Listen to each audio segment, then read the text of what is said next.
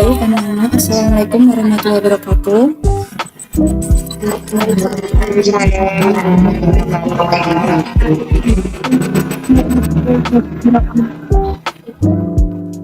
Baik, sebelumnya Ibu mau tanya nih kabar anak semuanya bagaimana hari ini?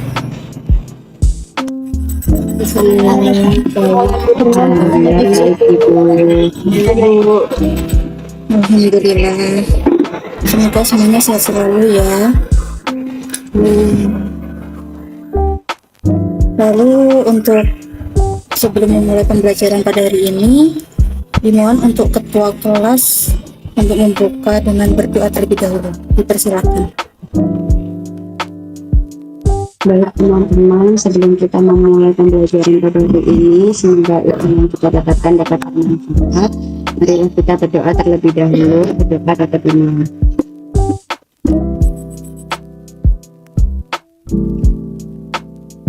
Berdoa dapat dicukupkan.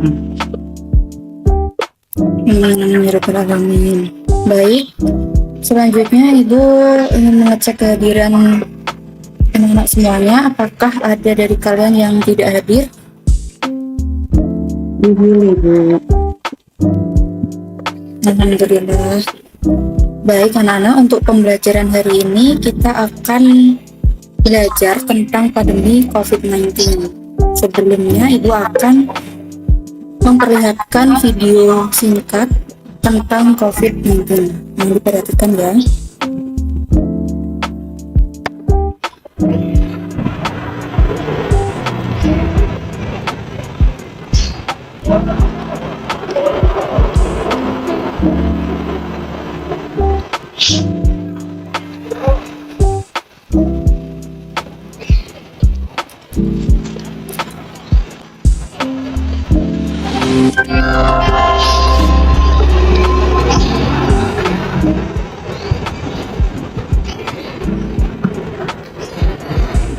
Pandemi COVID-19 yang masih melanda membuat Obi, Ronald, Cinta, dan Nadia bosan untuk terus di rumah. Mereka pun berencana untuk berkumpul di rumah Obi.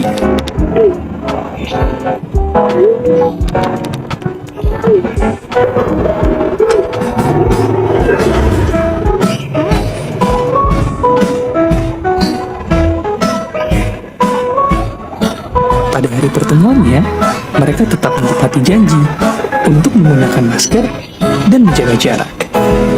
Sampai akhirnya, nenek Obi datang membawa minuman.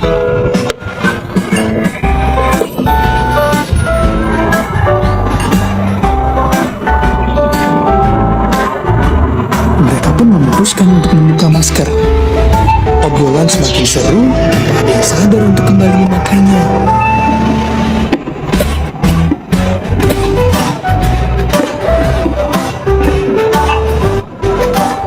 Obi pun baru sadar kalau mereka tidak menggunakan masker lagi. Seketika, Obi sakit kepala. Ia pun teringat dengan kejadian sebelumnya yang memungkinkan untuk terjadinya penularan virus. Sakitnya semakin menjadi. Obi pun terjatuh. Saat membuka mata, seketika Obi bisa melihat banyak virus di sekitar mereka. Benar saja, mereka semua sudah terpapar COVID-19 dari Ronald, salah satu penderita tanpa gejala.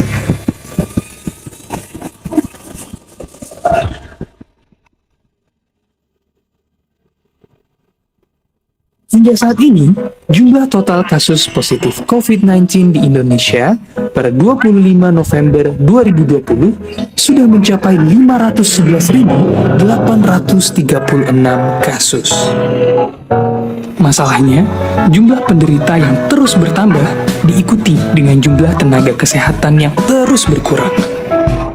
Lalu, apa yang bisa kita lakukan? Selalu ingat untuk lakukan 3M.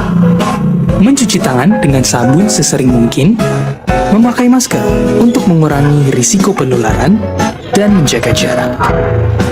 Jangan lupa juga untuk menghindari 3R, tempat ramai, ruang sempit dan tertutup, serta rapat atau rumpi tatap muka. Ingat, tetap waspada ya, karena teman dekat belum tentu sehat. Baik, dari video tersebut ada kata-kata nih, teman dekat belum tentu sehat.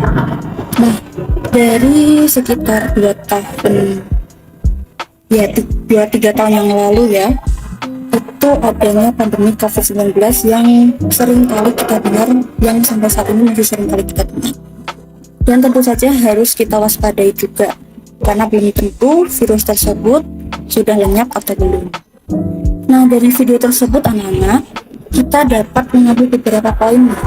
Ada tentang apa itu virus COVID-19, lalu ada dampaknya, lalu ada cara penularannya, dan juga ada pencegahannya.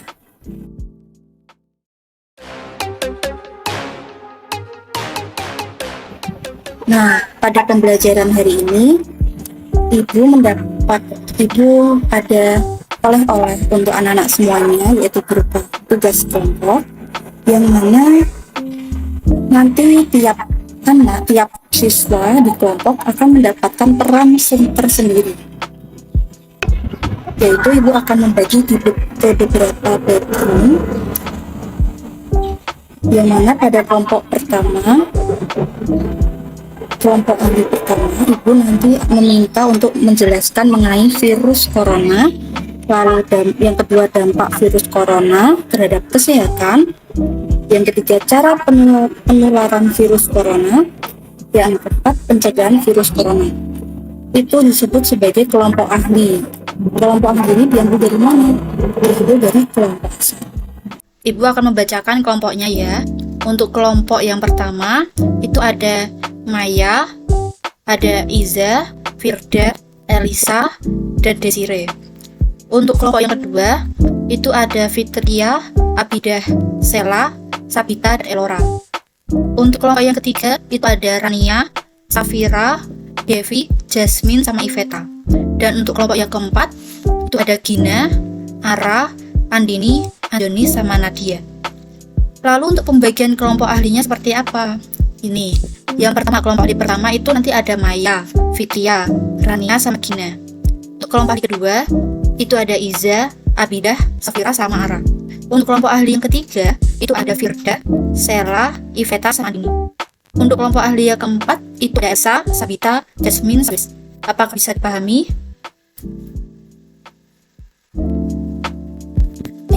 Bisa. Terima kasih. Baik, anak-anak bisa langsung gabung ke backroom, yang tidak kebagian itu nanti akan mendapat tugas tersendiri.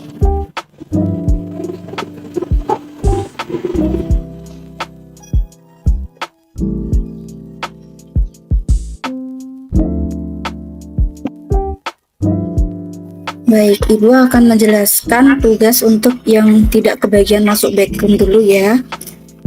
Jadi, untuk kalian yang belum tidak masuk backroom, nantinya akan menyampaikan kesimpulan dari materi yang akan di-sharing oleh teman kalian waktu presentasi. Baik, Ibu izin untuk masuk ke backroom teman-teman kalian dulu. Ibu, terima kasih.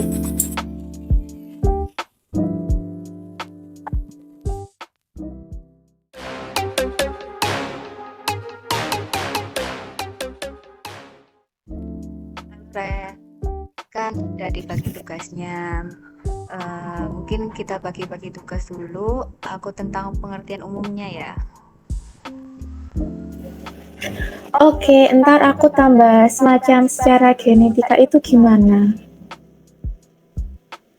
Oke, boleh. Aku jelasin bagian tentang variasi virusnya ya.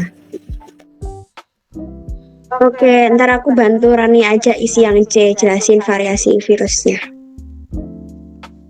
Oke, ntar kita kerjain. Nanti kirim grup WA aja biar bisa kita koreksi bareng-bareng. Oke.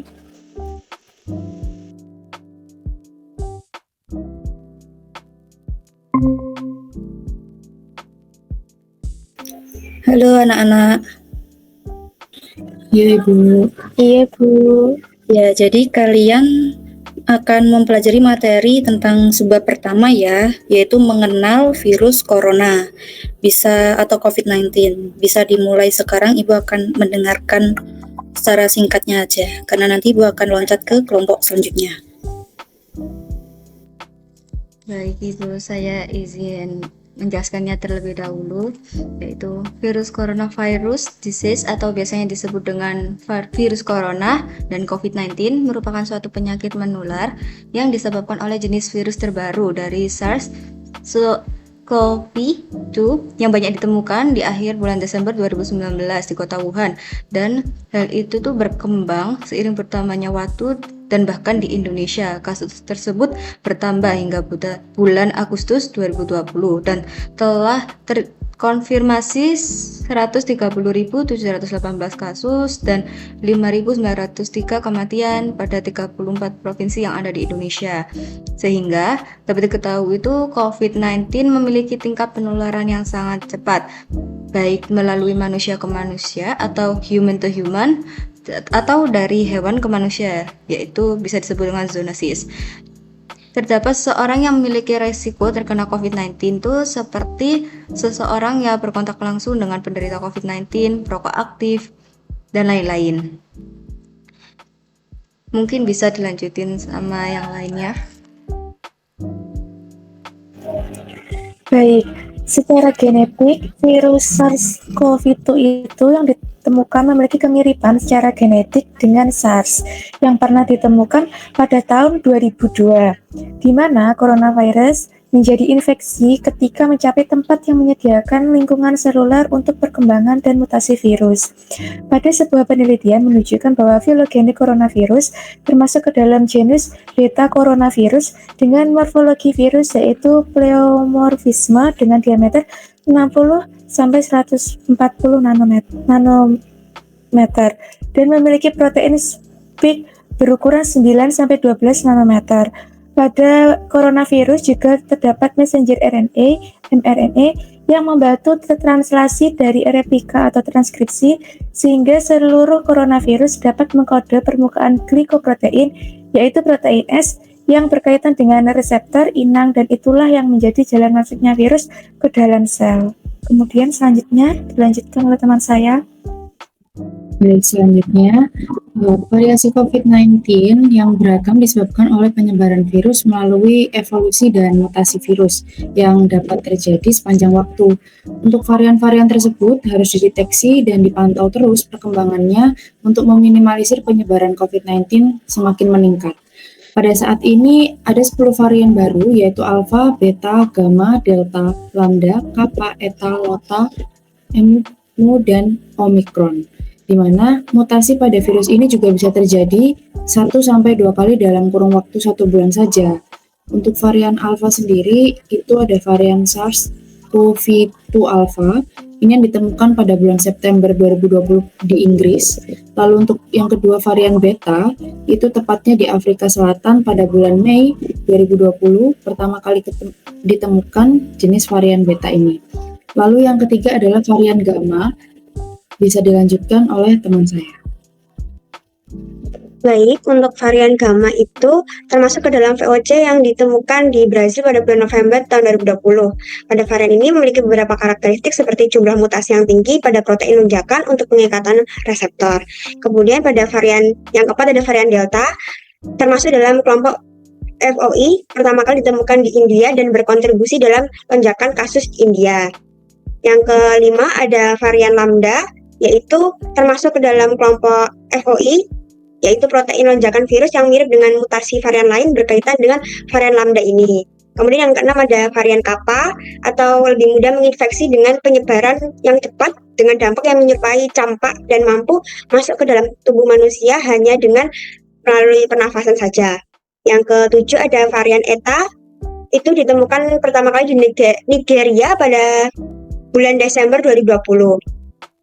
Ini tidak memiliki gejala serius karena pengobatannya sudah dari vaksin. Kemudian ada varian yang ke-8 ada varian Lota, itu ditemukan pertama kali di Amerika Serikat pada bulan Desember 2020. Ini dapat memberikan tanpa gejala dan dapat memberikan efek yang berarti bagi sistem imun. Kemudian yang ke-9 ada varian MU, ditemukan pada bulan Januari 2021 di Kolombia, termasuk dalam kelompok FOI yang berpotensi penularannya terus meningkat. Kemudian yang terakhir ada varian Omicron, itu varian terbaru yang terdeteksi dan dikelompokkan ke dalam kelompok FOC yang ditemukan pada bulan November 24 November di Afrika. Seperti itu. Baik, bagus sekali anak-anak terkait mengenal virus COVID-19 ya. Jadi memang benar kita harus paham betul dasar dari COVID-19 sendiri, mulai dari penyebarannya, asal-muasalnya gitu. Menurut Ibu, kalian sudah sangat hebat. Beri aplaus terlebih dahulu untuk kelompok kalian.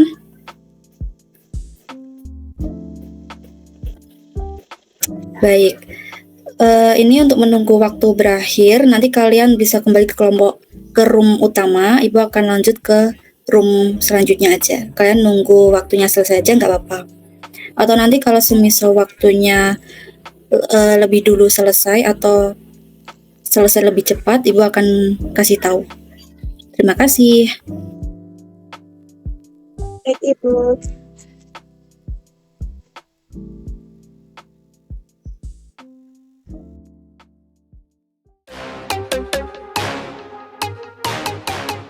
Oke guys, karena kita kebagian tentang dampak virus, aku akan nyari tentang asal-muasalnya dulu, baru nanti kalian perluas ya. Oke, aku akan jelasin setelah Iza nanti tentang tingkat kematian coronavirus. Aku tentang penyakitnya menurut WHO ya. Kalau aku dampaknya di kesehatan mental.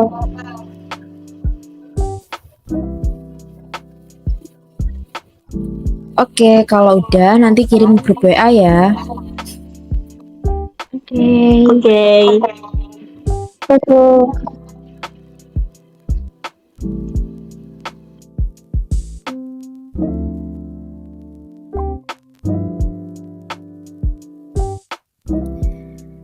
Baik, halo anak-anak, assalamualaikum.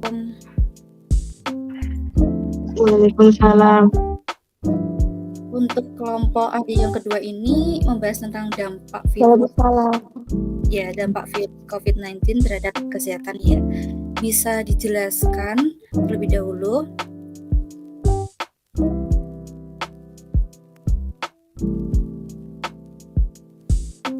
Baik Ibu, pada 31 Desember 2019, Komisi Kesehatan Kota Wuhan, Provinsi Hubei, Cina melaporkan sekelompok kasus pneumonia yang penyebabnya tidak diketahui dan kemudian dikaitkan dengan laporan pasar grosir makanan laut buanan Wuhan, yaitu pasar grosir dan pasar hewan hidup yang menjual berbagai jenis hewan.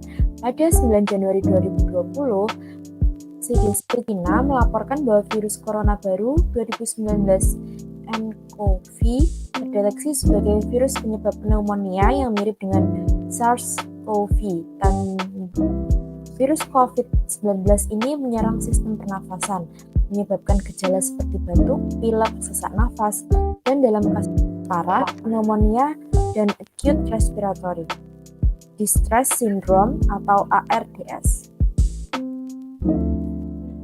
Banyak foto langsung paru-paru menunjukkan ciri khas pneumonia virus dengan bercak-bercak pada kedua belahan paru-paru.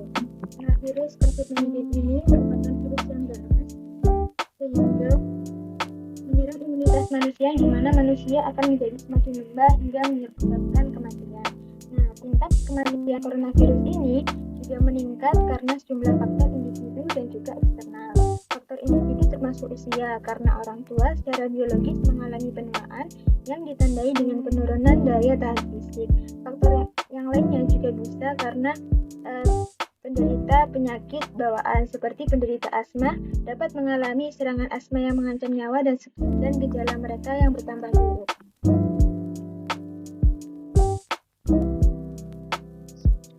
Selain itu, WHO juga mencantumkan penyakit asma bersama dengan diabetes serta penyakit jantung sebagai kondisi yang membuat seseorang lebih rentan menjadi sakit parah akibat coronavirus. Kondisi yang itu seperti kardiovaskular, yaitu penyakit yang menyangkut jantung dan pembuluh-pembuluh darah.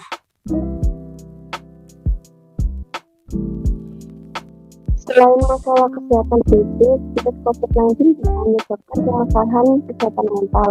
Karena setelah dilakukannya upaya pembatasan sosial, bisa Indonesia dan nanti suatu menolak akses kehidupan masyarakat ekonomi dan pendidikan. Menyebabkan masyarakat meningkat dan menimbulkan adanya gangguan kesehatan mental seperti penolakan dan melakukan serta gejala depresi.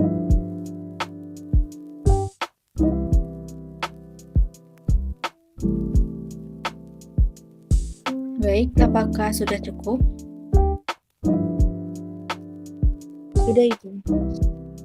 Baik, dari Ibu sendiri sangat bagus ya diskusi kalian tentang dampak. Memang benar, kita harus tahu dampak-dampak dari COVID-19 supaya kita bisa waspada. Terlebih lagi, kita tidak tahu COVID-19 ini masih ada atau tidak. Baik, beri aplaus dulu dong buat kelompok kalian sendiri ini. Baik, untuk selanjutnya kalian bisa menunggu terlebih sampai waktunya berakhir atau nanti ketika waktunya lebih cepat berakhir, Ibu akan memberitahu dan kalian bisa kembali ke kelompok asal masing-masing. Ibu akan loncat ke kelompok selanjutnya. Terima kasih. Terima kasih kembali Bu. Baik, terima kasih. Kembali Ibu.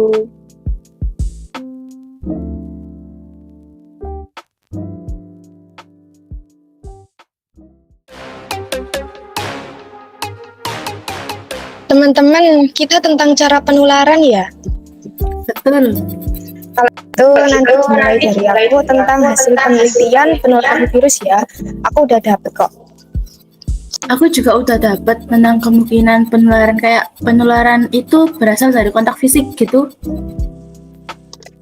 Aku menurut WHO aja deh tentang jenis penularannya. Aku juga mau bantu Iveta tentang jenis penularannya. Siap. Oke, nanti jangan lupa share grup WA ya kalau udah dapat atau lewat chat meet ini juga boleh.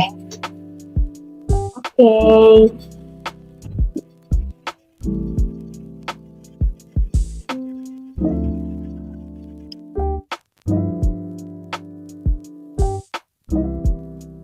Assalamualaikum anak-anak. Waalaikumsalam. Baik, ini untuk kelompok ahli ketiga membahas tentang cara penularan virus COVID-19 ya. Iya. Oke, bisa Iya, Ibu. Ya, bisa dijelaskan terlebih dahulu. Baik Ibu, izin menjelaskan cara penularan virus corona ini. Berdasarkan hasil diskusi kami tadi, didapatkan hasil penelitian yang dilakukan oleh para ahli menjelaskan bahwa penularan virus ini dapat terjadi dari manusia ke manusia dan diperkirakan menyebar melalui droplet dari batuk atau bersin atau sekresi individu yang terinfeksi virus COVID-19. Adapun yang menyatakan bahwa SARS-CoV-2 dapat menyebar melalui aerosol setelah terpapar selama 3 jam. Nah, kemampuan virus COVID-19 untuk melakukan transmisi antar manusia membuat penyebarannya sulit dikendalikan karena aerosol ini dapat menembus tubuh manusia melalui inhalasi hidung atau mulut. Seperti itu Ibu, mungkin dari teman-teman yang lain. Izin menambahkan juga Bu Renita, menurut kemungkinan penularan yang lain adalah dengan menyentuh langsung orang yang terinfeksi. Itu bisa menyebabkan virus corona. Hal ini bisa terjadi saat berjabat tangan, berpelukan, atau bersentuhan secara tidak sengaja di tempat umum. Selain itu, jika seseorang menyentuh permukaan yang terkontaminasi virus, lalu menyentuh mata, hidung, atau mulutnya sendiri, maka virus bisa masuk ke dalam tubuh dan menyebabkan infeksi. Ventilasi dan udara yang buruk seperti pada tempat yang ramai, risiko penularan virus corona melalui udara dapat terus meningkat.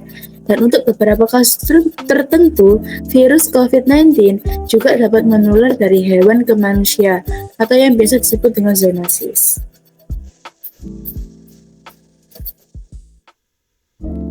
Baik, untuk selanjutnya itu menurut WHO sendiri pada tahun 2020 terdapat beberapa jenis penularan COVID-19. Yang pertama adalah kontak langsung atau droplet. Penularan COVID-19 melalui kontak langsung dengan orang yang terjangkit COVID-19 seperti melalui air liur dan droplet yang keluar pada saat berbicara, bernyanyi, batuk, dan aktivitas lainnya. Penularan droplet ini dapat terjadi pada jarak kurang lebih 1 meter. Kemudian, selain melalui kontak langsung atau droplet, penularan COVID-19 juga dapat melalui udara. Penularan melalui udara ini diduga merupakan agen infeksius yang diakibatkan oleh penyebaran droplet yang melayang dan masih dalam keadaan infeksius hingga dapat bergerak jauh terbawa udara. Kemudian ada formit, yaitu penularan yang disebabkan oleh kontaminasi permukaan dan benda yang terkena atau tertempel dengan droplet dari orang yang sedang terjangkit COVID-19. Baik, apakah sudah cukup? Sudah, Bu. Ada Ibu. Baik, Ibu ulas sedikit sekali lagi ya. Bagus sekali pemaparannya terkait diskusi cara penularan virus COVID-19, di mana tidak hanya dari kontak fisik, bahkan dari udara saja COVID-19 itu bisa menular ke orang lain. Dan kita beri oplos dulu kepada kelompok ahli 3 ini. Baik. Mungkin untuk kelompok ahli 3 ini saya cukup, saya akan lanjut ke kelompok ahli selanjutnya. Kalian bisa menunggu terlebih dahulu, lalu kalian nanti bisa kembali ke kelompok asal apabila ada pemberitahuan. Terima kasih. Assalamualaikum. Waalaikumsalam. Terima kasih, Bu Renita.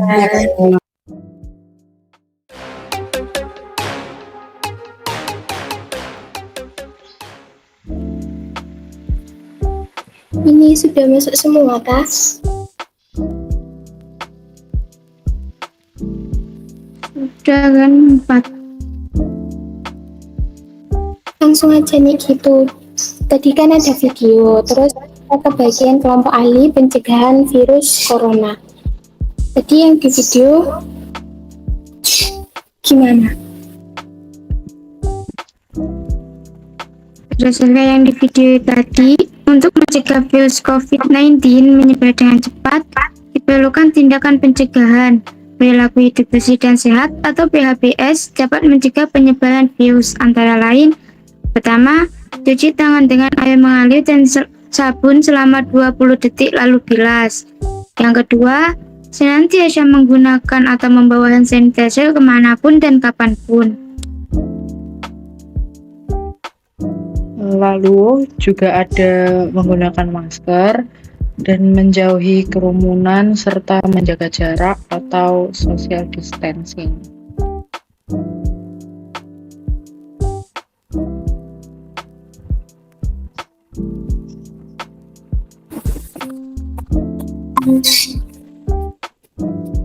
Lalu ada yang kelima itu menjaga kebiasaan seperti batuk dan bersin dengan menutup mulut, hidung, lengan, atau baju sehingga mencegah penularan dari penyakit virus COVID-19. Kemudian ada makan makanan yang bergizi dan seimbang, 5 sehat dan sempurna, dan melakukan olahraga dengan rutin setiap harinya. Selanjutnya ada meningkatkan daya tahan tubuh, terus ada juga cukup istirahat dan segera berobat jika sakit.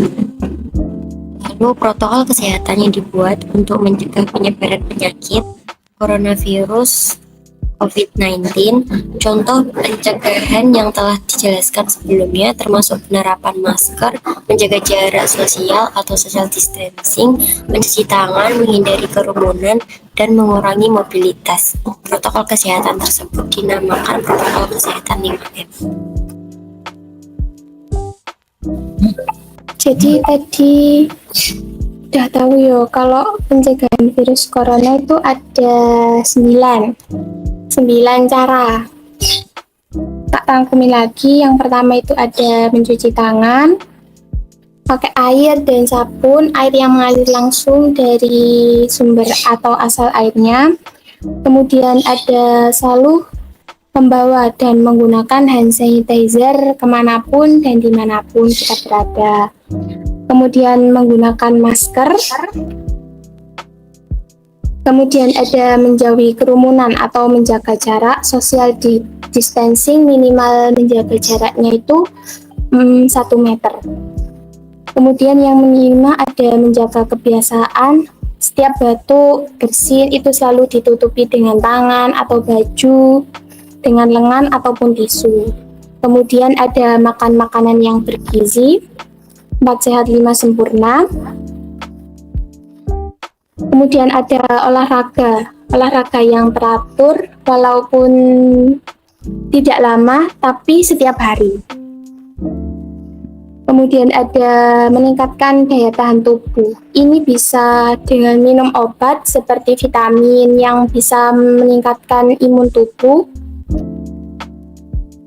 Kemudian ada istirahat yang cukup dan berobat jika kita terdapat seperti gejala-gejala COVID-19. Dan segera menghubungi orang-orang yang kita temui beberapa hari ini atau dekat-dekat ini.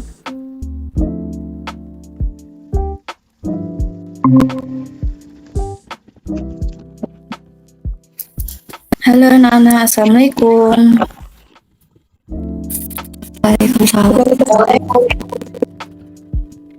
Baik, untuk kelompok ahli keempat ini apakah sudah berdiskusi tentang pencegahan virus COVID-19?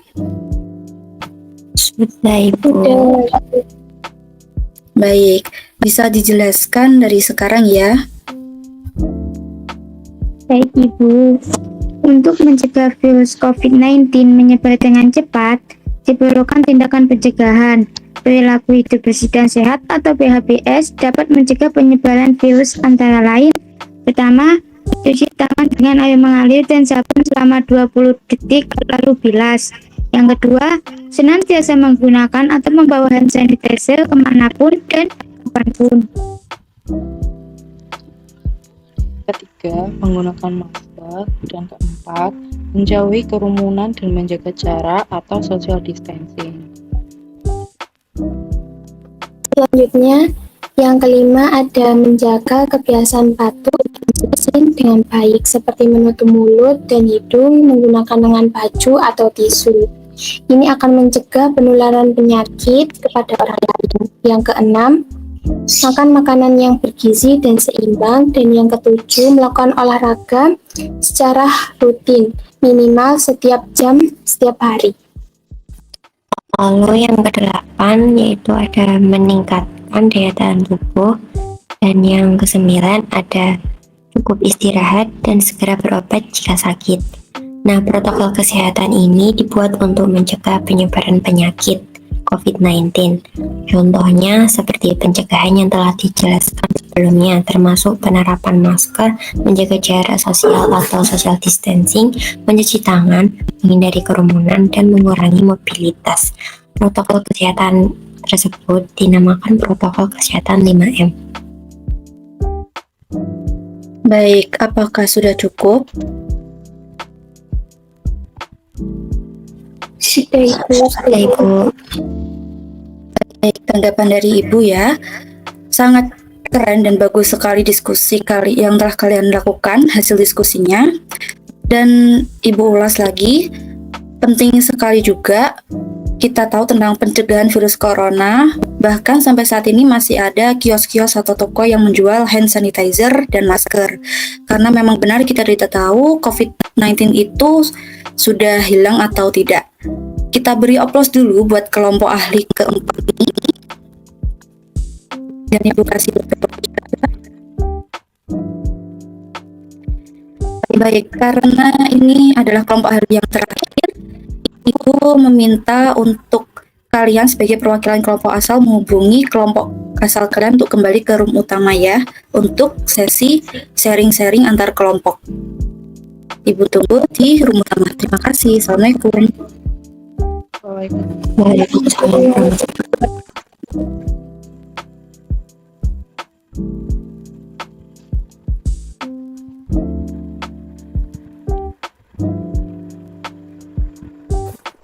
Boleh balik ke panggilan utama yo, sama ngingetin teman-teman yang ada di kelompok asal buat balik ke room utama.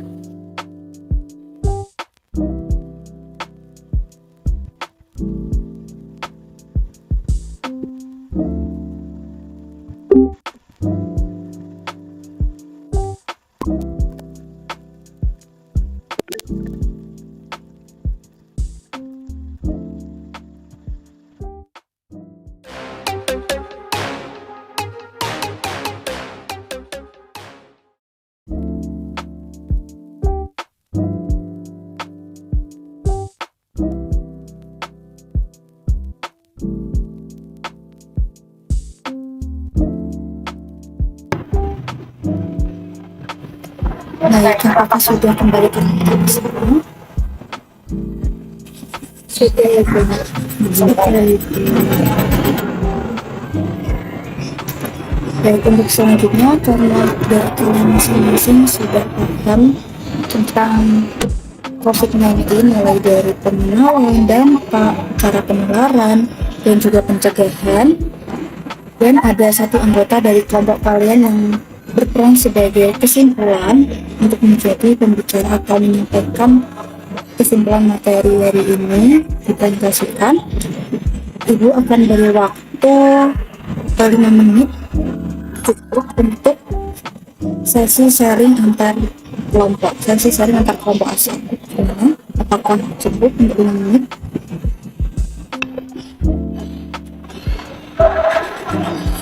Pertama itu mungkin bisa 10 menit karena kalau 5 menit mungkin terlalu singkat. Baik, 10 menit ya. Dimulai dari sekarang, 10 menit mulai sesi sharingnya. Kalian bebas menggunakan media sosial aja, namun tetap di room utama ini.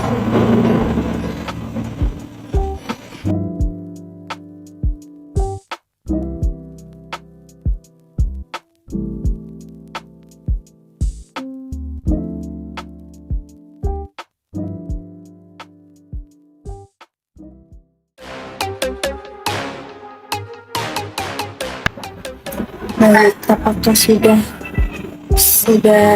sharing sesama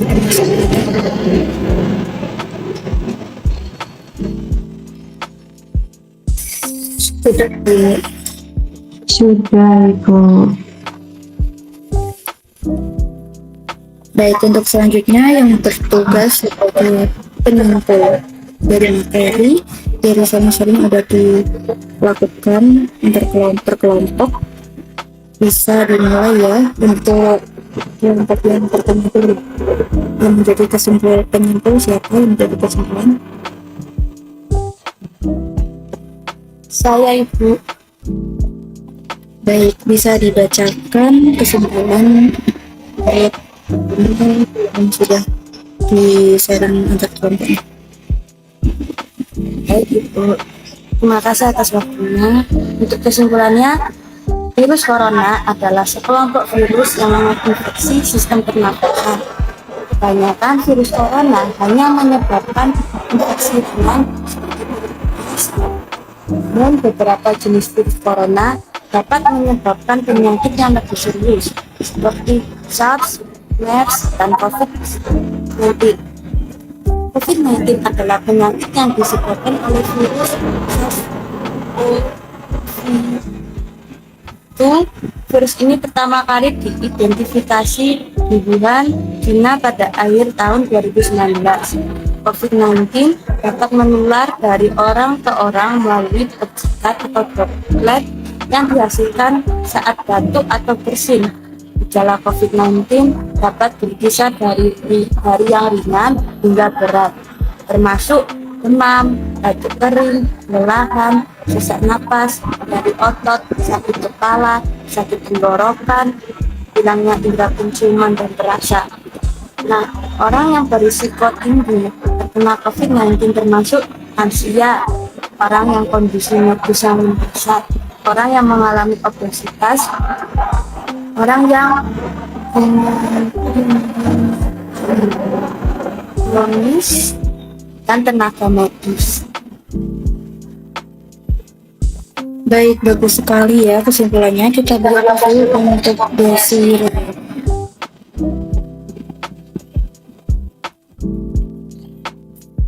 Untuk selanjutnya kita langsung aja dulu untuk kesimpulan dari kelompok kedua. Silakan. Baik, terima kasih atas waktunya Ibu. Saya di sini sebagai memaparkan kesimpulan dari kelompok 2. Dampak virus corona terhadap kesehatan mental. Dampak virus corona terhadap kesehatan sangatlah luas dan beragam. Mulai dari ringan hingga yang berat, bahkan bisa berakibat fatal. Berikut beberapa poin penting. Yang pertama, dampak ringan. Yang pertama, gejala umum seperti batuk, pilek, demam, kelelahan, sakit tenggorokan, dan nyeri otot. Yang kedua, pada beberapa orang virus corona bisa tidak menunjukkan gejala sama sekali. Selanjutnya ada dampak berat. Yang pertama, pneumonia. Pneumonia itu infeksi paru-paru yang dapat menyebabkan kesulitan bernafas dan kebutuhan akan oksigen tambahan. Yang kedua, gangguan pernapasan akut atau ARDS, gagal nafas yang parah dan mengancam jiwa. Yang ketiga, komplikasi lain seperti gagal ginjal, serangan jantung, stroke, dan multi organ. Yang terakhir, dampak jangka panjang atau long COVID, yakni beberapa orang yang telah pulih dari COVID-19 mungkin mengalami gejala yang berlangsung selama berminggu-minggu atau bahkan berbulan-bulan seperti kelelahan, sesak napas, nyeri otot, dan masalah kognitif. Sekian kesimpulan dari kelompok 2. Baik, bagus sekali untuk pemaparan kesimpulan dari kelompok dari Mbak Tungga Karina. Bisa diberi oplos dulu dong untuk teman-temannya. Selanjutnya kita lanjut ke kesimpulan kelompok ketiga. Bisa dimulai.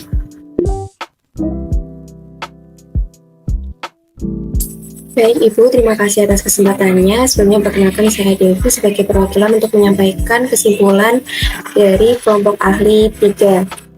Jadi kesimpulannya yaitu virus corona ini dapat menular melalui beberapa cara, yaitu sebagai berikut. Yang pertama yaitu droplet atau percikan air liur. Ketika orang yang terinfeksi batuk, bersin, berbicara, atau bernyanyi, droplet yang mengandung virus dapat terhirup oleh orang lain di sekitarnya. Droplet ini biasanya berukuran besar dan hanya dapat menjangkau jarak pendek sekitar 1-2 meter. Lalu yang kedua, ada fisik.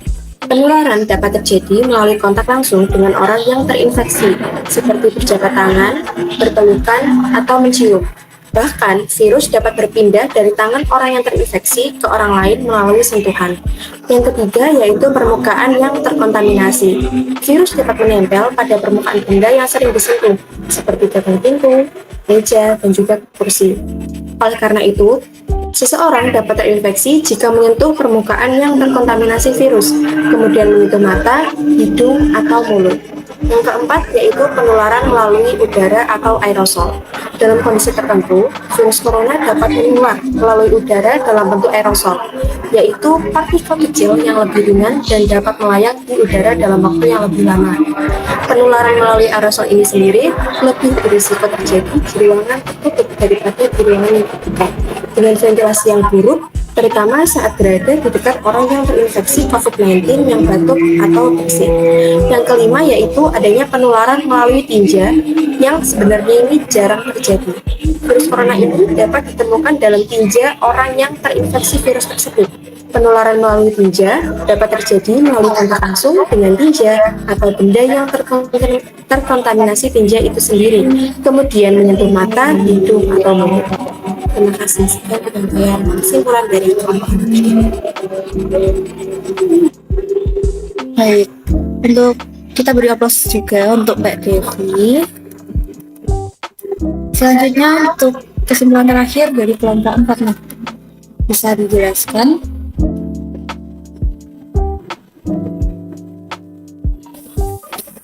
Terima kasih Ibu. Terima kasih Ibu atas kesempatannya. Saya selaku penyimpul dari kelompok ahli 4, di kesimpulan yang dapat saya paparkan itu langkah-langkah utama untuk mencegah virus corona. Pertama, dengan mencuci tangan dengan sabun dan air selama minimal 20 detik terutama setelah beraktivitas di luar rumah, sebelum makan, dan setelah batuk atau bersih.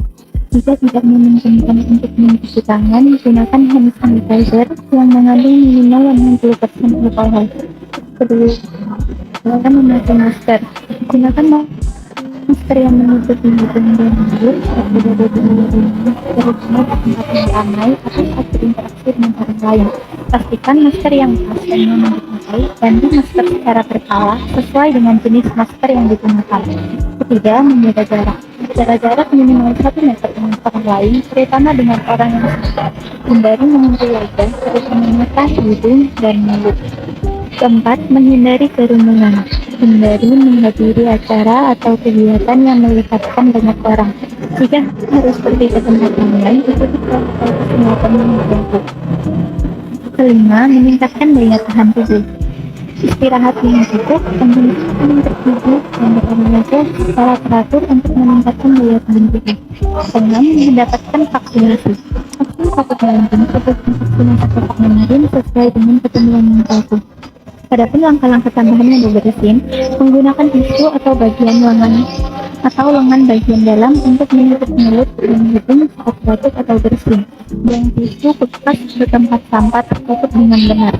Kedua, membersihkan permukaan yang sering tersentuh di dalam pintu, meja, dan kursi secara berkala dengan disinfektan. Ketiga, memasak makanan yang benar, terutama pada daging dan telur untuk memastikan virus mati. Keempat, menghindari kontak dengan orang sakit, terutama orang yang sakit COVID-19 atau yang menunjukkan gejala mirip COVID-19. Ini tersebut. Baik, sama-sama. Terima kasih untuk Mbak Nadia ya. Kita beri aplaus juga. Kalau menurut Ibu dari semua pemaparannya, mulai dari diskusi sampai kesimpulan sangat bagus dan sangat baik sekali.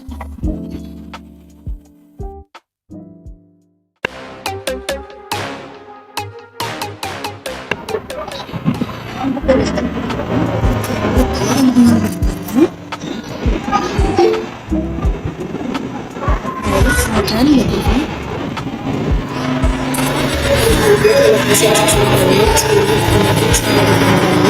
perwakilan kontak apa yang menjadi ciri atau apa yang harus kita lakukan ketika kita merasa terkena COVID-19. Terima kasih. Pertanyaan yang sangat bagus sekali dan perlu kita tahu juga. Mungkin dari anak-anak yang ada di kelas ini, siapa yang mau menjawab dari pertanyaannya dulu? Baik, Jasmine.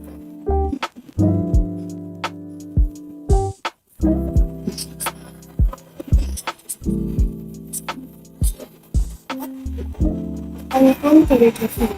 Apabila kita sahabat kita terkena COVID-19 atau COVID-19, yang pertama kita bisa melakukan tes COVID-19. Apabila kita didiagnosis positif, maka kita harus melakukan seperti isolasi mandiri minimal selama 5 hari. Kemudian memantau terus gejala-gejala yang terjadi seperti demam, batuk, pilek, dan lain sebagainya. Kemudian minum obat dan konsultasi rutin dengan dokter. Kemudian apabila gejalanya masih lanjut, itu kita harus tetap mematuhi protokol kesehatan juga, dan juga lapor ke Satgas COVID-19 agar dapat mendapatkan penanganan lebih lanjut. Baik, sangat rinci dan sangat Bagus sekali ya jawabannya. Untuk Devi, apakah sudah bisa dipahami? Yang sudah bisa Ibu jelaskan, terima kasih. Kabar dari itu sendiri memang benar, kita harus tahu terutama gejala-gejala kecil ya, jangan menyepelekan gejala kecil dan harus rutin untuk melakukan atau harus mau untuk melakukan vaksinasi. Sekarang giliran Ibu yang pertama, bagaimana sih dampak pandemi COVID-19 terhadap sistem pembelajaran dan apa saja tantangan yang dihadapi pelajar dalam mengikuti pembelajaran daring? Ayo, siapa yang menjawab? Baik, Afata. Ibu, terima kasih atas kesempatannya. Izin menjawab, jadi dampak dari pembelajaran yaitu sekarang pembelajaran dalam secara online dan pembelajaran tatap muka di sekolah itu dihentikan. Pembelajaran jarak jauh menggunakan platform online seperti Google Meet. Nah, keterbatasannya bagi siswa sendiri itu yang pertama itu kurangnya akses internet sama perangkat elektroniknya yang tidak mendukung, lalu kesulitan dalam memahami materi pembelajaran karena tidak dilaksanakan secara tatap muka, lalu kurangnya interaksi sosial karena tidak bertemu dengan teman-teman secara langsung, dan beban belajarnya yang berlebihan karena banyak pemberian tugas secara online. Betul sekali jawaban dari Isata. Jadi dampaknya itu sangat kuat sekali ya untuk dunia pendidikan, terutama untuk pelajar. Dan saat ini kita masih menggunakan Google Meet, dimana kita sudah bisa tahu COVID itu misalnya atau tidak. Sekali lagi,